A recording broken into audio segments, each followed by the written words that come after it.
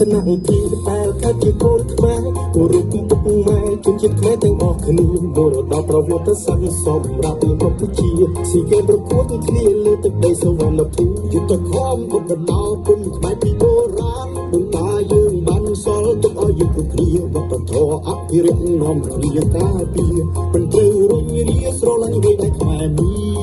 ន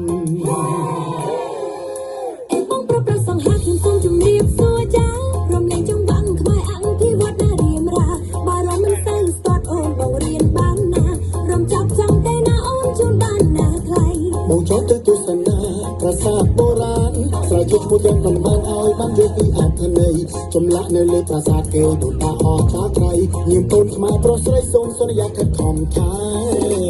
មើលជឿមកគ្នាទៅនឹងប្រាសាទខ្មែរ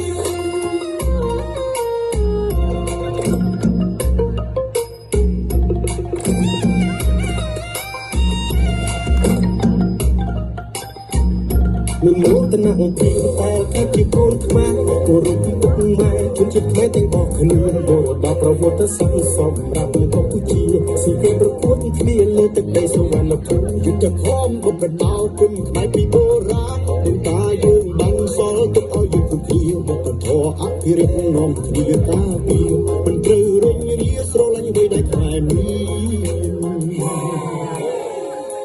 នបងប្រុសប្រសង្ហាខ្ញុំសូមជម្រាបសួរចារំលែងចង់បាំងខ្មែរអង្គពីវត្តណារៀមរាបារម្ភមិនសូវស្ទាត់អូនបងរៀនបានណារំចាប់ចង់តែណាអូនជូនបានណាថ្លៃបងចង់ទៅទស្សនាប្រាសាទបុរាណស្រែយុទ្ធមួយទាំងកំបានឲ្យបានយកពីអត្ថន័យចម្លាក់នៅលើប្រាសាទគេដូចតាអស់ចាត្រៃញៀមកូនខ្មែរប្រុសស្រីសូមសន្យាខិតខំថែ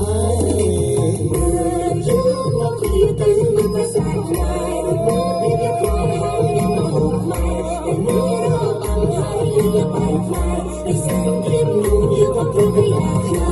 ជនជាតិខ្មែរខ្ញុំស្រឡាញ់របស់ខ្មែរស្រឡាញ់ពីដែលខ្មែរមានខ្ញុំទៅជាជនជាតិខ្មែរខ្ញុំស្រឡាញ់របស់ខ្មែរស្រឡាញ់ពីដែលខ្មែរមានយើងតែជាជនជាតិខ្មែរស្រឡាញ់របស់ខ្មែរស្រឡាញ់ពីដែលខ្មែរមាន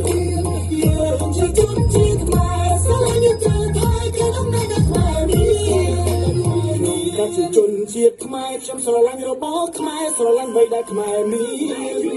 ខ្ញុំក៏ជាជនជាតិខ្មែរខ្ញុំស្រឡាញ់របស់ខ្មែរស្រឡាញ់បីដែលខ្មែរមានយើងក៏ជាជនជាតិខ្មែរ